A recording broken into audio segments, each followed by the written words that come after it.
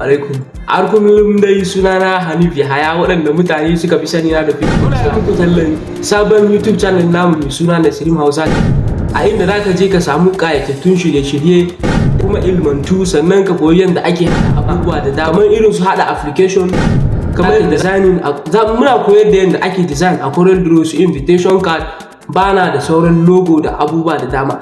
Sannan kuma muna koyar da yadda ake hacking ɗin Facebook, inda ake phishing na Facebook, spamming na Facebook da sauran abubuwa da dama.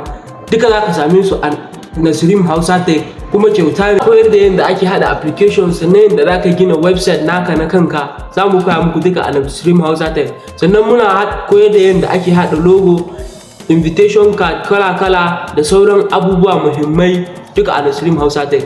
Kar ku manta da sunan channel din namu mai suna Nasrim Hausa Tech. Nan kuma kada a manta a yi mana subscribe, a danna alaman ƙararrawa saboda ta yadda za ka dinga samun ƙayatattun shirye-shirye da zarar mun saki. Na gode.